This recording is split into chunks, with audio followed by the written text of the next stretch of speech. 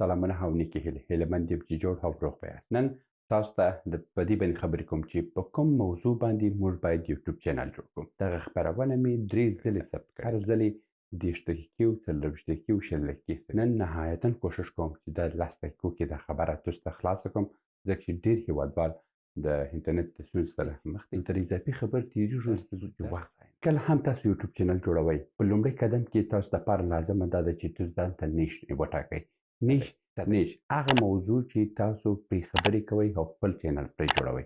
د مثال په ډول باندې دا زما یوټیوب چینل چې دی، دا یوټیوب چینل د ټکنالوژي د درسونو په هکله باندې دی. دا زما نیش دی. بل کس دی د سیاست په هکله باندې خبرې کوي، دا د هغه نیش دی. بل کس دی د ټکنالوژي په هکله باندې خبرې کوي، دا د ده نیش دی. او ځان ته یو نیش وټاکئ، بس یوازې پر هغه موضوع باندې خبرې وکړئ. داسې مه کوئ چې یو نوم بس یوټیوب ته واچوئ چې څه مو په خوله راتله بس ور واچوئ خلاص. په دې ډول باندې نه چلیږي. موږ 3 میاشتې تحقیق وکړو او همدغه تحقیق باندې زه به تاسو ته ښیم څومره هم ویډیوګانې خلک نه ګوري. یو ویډیو که دې وایرل سي، مګر که په خپل په یو بخش کې د انتخاب کې په هماغه ډول باندې مخته ولاړې، بیا خلک دې تعقیبوي، دوامدار ورپسې به هم وسي. نن په دغه باندې خبرې کوو. د نیش موضوع ده. تحقیقاتي مرکز اوږده لیکنه کړې ده. زه تاسو ته په ساده ژبه باندې دا خبره تاسو ته پویوم. په لومړی قدم کې تاسو دپاره څه دی؟ لومړی تر هر څه تاسو ځان سره فکر وکړئ څه غواړئ وکړئ. په دې کې بیا څو خبرې دي. تاسو مسلک څه دی؟ په کوم برخې باندې وړتیا لرئ؟ تاسو ژبه پر کوم موضوع باندې ډېره روانه ده؟ تاسو مغز په کوم موضوع باندې کار کوي؟ دا هغه موضوع ده چې ته څه غواړې. یعنې ته څه غواړې، دا موضوع چې ده په دې باندې دا 4-5 موضوعات په دې پورې تړلي دي. په دویم قدم کې څه شی دی؟ په دویم قدم کې دا خبره ده چې ته څه کولی سې. یو خو ته څه غواړې، بل ته څه کولی سې. د مثال په ډول باندې که ته یو اقتصادي چینل جوړوي، دا اقتصادي چینل چې نړیوال اقتصاد په هکله باندې ته خبرې کوي، هغه ډېرې پیسې تاسو غواړئ. د هغه دپاره کلیپونه پکار دي. هر کلیپونه په وړیا ډول باندې په انټرنیټ کې نسي پیدا کولی. هغه باید ته رانیسې. مثلا شوټر سټاک ویب سایټ دی، آی سټاک دی، دا څو سټاکونه دي چې ویډیوګانې پکښې خرڅېږي. دا سټاکونه د شوټر سټاک ویډیوګانې که ته اپلوډوي، هغه مثلا 10 ویډیوګانې تا ته په $10 راکوي. او 10 ویډیوګانې څومره دي؟ 12 ثانیې هره ویډیو.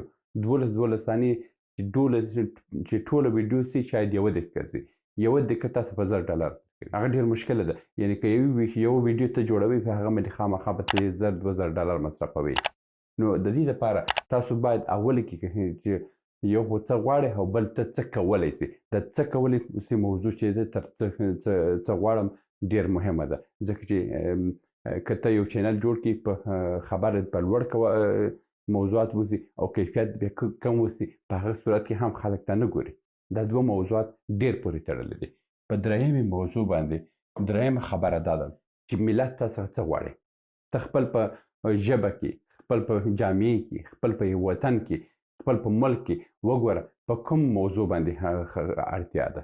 دا داسې د مثال په ډول باندې که ته په جرمني پوهېږې، ورته په جرمني ژبه کې چینل جوړ کړه. په انګلیسي پوهېږې، ورته په انګلیسي ژبه کې چینل جوړ کړه. ګوره خلا پیدا کړه، په هماغه خلا کې ځان ته فعالیت شروع کړه. دا یوازې پښتو خبر نه ده چې ته کومه ژبه کې ته مهارت لري، په هماغه ژبه کې برځه ولاړ شه. پوه شوې؟ نو دا خبره مې تاسو ته کوله چې لومړی قدم کې څه غواړئ وکړئ، څه کولی سئ وکړئ، او بل دا دی چې د خلکو تقاضا څه ده. تاسو په جامعې کې هغه تقاضا څه ده، تاسو په ژبه کې تقاضا څه ده. یوه تقاضا پیدا کړئ، پر هغه موضوع باندې بالا خبرې وکړئ، مخته ولاړ شئ. اوس راځو پر دې باندې خبرې کوو چې د خلکو، یو خو د خلکو غوښتنه ده، بل ستاسو امکانات دي، بل هغه دی چې تاسو د امکاناتو وروسته کوم یو په ټرند کې چلیږي چې ډېر خلک دوامداره لیدونکي اوسي. او بله موضوع رقابت څومره دی. رقابت ډېر مهمه موضوع ده چې تاسو باید پوه سئ چې پر کوم موضوع باندې تاسو سره رقیبان شته چې بیا تاسو په هغه کې ناکامه نه سئ. په عموم ډول باندې په ټول نړۍ کې ټکنالوژي په لوړ مقام کې ده، پسې د اشپزي چینلونه په ښه مقام کې دي، پسې د گیم په ښه مقام کې دی، تعلیمي ویډیوګانې په ښه مقام کې دي، فیشن په لوړ مقام کې دی، د صحت برخه ډېر لیدونکي لري. کریټیو دا کریټیویټي چې د خلاقیت برخه ده. دا ته کولی سي چې خپل هنر هم پکښې کې راوړئ. هغه کلالي چې خلک پکښې کوي، نقاشي پکښې کوي، بنایي پکښې کوي، آهنګري پکښې کوي. دا په هر برخه چې اوسي چې هنر برخه راغله دا په کریټیویټي کې راځي. بس ویډیوګانې اپلوډ کړه هغه ډېر لیدونکي هم لري. بله موضوع چې د فوټوګرافي ده، فوټوګرافي دا ده چې هغه په ډېرې غربي هېوادو کې نن سبا ته که تاسې هم په فوټوګرافي باندې پوهېږئ چې عکسونه اخیستلی سي، بیا یو کمره واخلئ، همداسې د اروپا او د امریکا په کوڅو کې ګرځئ، عکسونه نیسئ، ویډیو هم ځینې وکړئ او یوټیوب ته یې اپلوډ کړئ، ډېر لیدونکي لري هغه. بله موضوع چې ده نیچر، طبیعت برخه ده. طبیعت برخه په افغانستان کې یو چینل شته، هی میدان او تی میدان د طلوع تلویزیون، یوازې طلوع تلویزیون د طبیعت په برخه کې یو چینل لري، هی میدان او تی میدان. نو تاسو هم کولی شئ چې دا رقم چینلونه جوړ کړئ، د افغانستان ولایتونو ته ولاړ شئ، همداسې بیا ولاړ شئ نورو مملکتونو ته ولاړ شئ، نورو هېوادونو ته ولاړ شئ، دا ویډیوګانې جوړ کړئ، دا بیخي نهایتا ویو لري. او بل سوشل دی، سوشل په افغانستان کې دومره دي چې هر ورځ کې مایک په لاس کې دی، ځي په اجتماعي ویډیوګانې د خلکو سره دي، دا بیخي ډېر دی. اوس دا جهاني ټرینډز دی، یعنې په هر ژبې کې دا خبره صدق کوي چې په ټولو هېوادو کې دغه ټاپ موضوعات دی. بله موضوع چې ده اوس د امکاناتو موضوع چې ده، امکاناتو موضوع راله ټکنالوژي چې ده، بیا امکانات موږ نه لرو. د ټکنالوژي په هکله باندې که ته د آیفون په هکله باندې خبرې کوي او آیفون را خلاصوي او برته دا څوک نه اخلي درڅخه، دا ډېر مصرف ورته باندې لري. د ټکنالوژي پروګرام چلول ډېر مشکله ده، د هغه دپاره تحقیق پکار ده، د هغه دپاره موضوعات پیدا کول پکار دي، هغه مصارف ډېر لري. نو ستاسو د ابتدایي امکاناتو دپاره اولا دا څه چینل جوړ کړئ، د اشپزي چینلونه جوړ کړئ، د تعلیمي چینلونه جوړ کړئ، خو دا ده چې معیاري چینلونه اوسي. بل فیشن اینډ بیوټي، یو کریم واخور په مخونو ووایي، څو رقم زده یې که بس چلوئ، نور ژبو څخه زده کړئ، په انګلیسي ژبه، په اردو ژبه، په نور ژبې زده کړئ او په پښتو ژبه چینل جوړ کړئ. نن سبا ډېر ښه چلېږي، ځکه چې په پښتو ژبه کې په دې برخه کې هېڅ چینل نشته. بله موضوع چې ده د صحت برخه ده، په صحت کې په پښتو ژبه باندې هېڅ معیاري چینل نشته.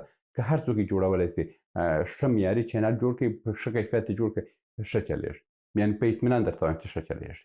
بله موضوع د ریویو برخه ده. ریویو برخه کې چې ده، دلته هم د گیم چې دی، گیم نشته، ټکنالوژي نشته. دلته د ریویو برخه چې ده، موږ بیا کولی شو چې هغه ټکنالوژي هم دلته راوړو، ګیمینګ هم دلته راوړو، د کتابونه هم پکښې کې ولولو، د کتاب لنډه کتنه هم پکښې کې وکړو. همداسې د ریویو برخه چې ده، دا ډېره اسانه ده. د واتساپ په نوي اپډیټو باندې خبرې کوي، د واتساپ یعنې د اپل کمپنۍ او د نورو ټکنالوژي په هکله باندې خبرې کوي، کتابونو په هکله باندې خبرې کوي. دا ریویو برخه چې ده، دا بیخي ډېر وسیع برخه ده او ډېر وروسته تر هغه د طبیعت برخه ده. او د طبیعت برخه وروسته اجتماعي موضوعات دي چې دا ستاسو امکانات په دې باندې رسېږي. اوس په ټرند باندې خبرې کوو. دغه ټرند چې دی، هغه موضوعات دي چې دوامدار خلک یې ګوري. اشپزي پروګرامونه دوامدار خلک یې ګوري، د تعلیمي ویډیوګانې دوامدار خلک ګوري، فیشن بیوټي دوامداره ګوري. دا هغه ویډیوګانې دي دوامدار خلک ګوري، مګر په رقابت بیا په دې برخو کې بیخي ډېر دی. په فیشن اینډ بیوټي کې 100% رقابت پوره دی او تعلیمي ویډیوګانو کې 99.7% تعلیمي ویډیوګانې دي. اشپزي د همدغسې، سوشل همدغسې. اوس د رقابت برخه باندې موږ چیرې وګورو چې دا په کوم ځای کې موږ پوه سو چې دغه موضوع چې ده رقیبان ډېر لري. اوس ځو دې موضوع ته هم چې کله هم خپل انټرنیټ براوزر ته ولاړئ، هلته نوشته کې VIDIQ.com ته ولاړ شئ. دلته چې داخل سوئ، په دې برخه کې کیورډز نوشته دی، په دې کیورډز باندې کلیک کړئ. مثلا ما نوشته کړي پخلی، په پښتو ژبه باندې هېڅ معیاري چینل نشته چې هر یو یې جوړوي کړي. دومره غټ فرصت دی، دومره غټ مارکیټ دی د پښتو ژبې دپاره چې هېڅ ژبې کې داسې امکانات پر چا سره نشته. بس یو ښه معیاري چینل، یو ښه داسې جوړ کړئ، بس شروع پر وکړئ. او په دې باندې زه انشاءالله چې بیا خبرې کوم چې مثلا د اشپزي پروګرام څه معیارونه باید وسي، د کورسونو باید څه پروګرامونه وسي، څه معیار وسي. د مثال په ډول باندې د څو برخو معیارونه ټول تاسو ته وایم چې تاسو باید څه شان ته ضرورت لري چې مثلا د اشپزي چینل جوړ کړئ، مثلا تعلیمي چینل جوړ کړئ. دا موضوعات ټوله پکښې کې تاسو ته بیانوم. اوس چې راغلې دلته کیورډز ته، د مثال په ډول باندې پخلی جوړوئ. پخلی باندې چې کلیک کړئ، تاسو د پخلي دا څه وایي چې رقابت بیخي هېڅ صفر دی او سرچ بیخي ډېر دی. سرچ اوس مثلا د مثال په ډول باندې د میاشتې 4140 نفره د پخلي لغات سرچوي، یعنې په پښتو ژبه پښتانه خپل په ژبه غواړي چې اشپزي ویډیوګانې وګوري، مګر نشته دا ویډیوګانې او رقابت کم دی. رقابت وګوره دلته لو یعنی ډیر کم رقابت روان دی. دلته که ریلیټډ داسې ته راسي دلته وګوره یعنی کمپټیشن بیخي 2.7%. یعنی دا کوم کسان چې رقابت د رقابت برخه موضوع داسې ده چې یو څوک راځي سرچ پکې کوي که 100% د دوی دلته 100% یعنی معنا دا ده چې هر څومره خلکو چې سرچ کړی دی د هغه موضوعات پوره دي. اوس دلته چې دی په پښتو ژبه کې چې خلکو اشپزي سرچ کړې ده، اشپزي بیخي په ښه حالت کې ده، نو تاسو کولی شئ چې یو ښه معیاري پښتو اشپزي چینل جوړ کړئ او هغه د معیار په هکله باندې هم زه تاسو ته خبرې کوم. اوس که راسئ په انګلیسي باندې خبرې وکړو، دا د فارسي هم مثلا په یعنی په میډیم ډول باندې یعنی ډیر هم نه دی خو بیا هم ښه دی، هغه په فارسي کې هم رقابت. اوس که راسو انګلیسي برخې ته، انګلیسي کې بیخي رقابت ډیر دی. اوس که تاسو په کوکینګ موضوع سرچ کړئ بیخي رقابت دی، دلته لاړ شئ رقابت وګورئ وری های یعنی 99.7% چې خلک راځي دا خپل سرچ کوي 99.7% د خلکو جواب ورکول شوی دی. او دلته دا بل موضوع پورې هم دلته بیا تاسو ته وایي چې دا 90 نور موضوعات هم ورسره چې دي دا ټوله په های رقابت کې دي. دا موضوعات تاسو ټوله وایي مګر په پښتو او فارسي کې دا خبرې نشته، ډېر رقابتونه نشته ځکه چې معیاري چینلونه نشته. اوس دلته بیا چې هر موضوع چې مو سرچ کړه دلته تاسو ته ښه ریفرنسونه هم درکوي. ښکته راسئ د ښکته کې تاسو ته د اشپزي وګوره دا ټاپ چینلونه دي چې دا رقم چینلونه تاسو په هم په افغانستان کې سوچ جوړ کړئ چې د اشپزي وسي مثلا 200-300 هګۍ یو پله پخه کوي، خلک یې ګوري، دا د چرګ سندانونه دي، همدا دا تاسو ته ریفرنس کوي چې کوم چینلونه ټاپ دي. تاسو کولی شئ د هماغه چینلونه کاپي په پښتو ژبه او په فارسي ژبه باندې جوړ کړئ او په کومه ژبه کې چې تاسو خبرې کوئ تاسو کولی شئ په هغه باندې چینل جوړ کړئ. نو دا هغه موضوعات و، دا یوازې نه و چې اشپزي خبره مې وکړه، دا فقط مې تاسو ته وښوله چې تاسو خپل رقابتو برخه چیرې پیدا کړئ. راځئ ویډایکیو ته کیورډز دلته سرچوئ اوورڤیو چې ده تاسو ته چینلونه هم ښیي، ریلیټډ کی چې دی هغه تاسو ته ښیي چې مثلا څو نور عنوانونه په دغه شکل باندې د رقابت یې ډېر دی او د نورې هم په همدې ډول باندې کوېشنونه او جوابونه. خو تاسو اوورڤیو ریلیټډ کیورډز دغه دوه دانې ځای کې خپل چینل او خپل موضوع سرچ کړئ. په دې موضوع کې تاسو دلته خامخا تاسو ته یو ښه جواب درکوي چې تاسو پر کوم موضوع باندې باید چینل جوړ کړئ او رقابت. خو بیا په هغه کې بیا هم تاسو ته وایم چې په پښتو ژبه باندې هیڅ معیاري چینل نشته او بهترین فرصت دی چې هر یو ورته شروع ورکړي، ورځئ شروع ورکړئ او دا چانس د لاسه مه ورکوئ. دا چې 4000 ټایم واچه، دا چې 1000 سبسکرایبره، دا چې دا سره کم ژر په پیسو باندې ورسو. زما چینل په یوه هفته کې ورسېدی، زه بیا تاسو ته هر څه ښیم درته.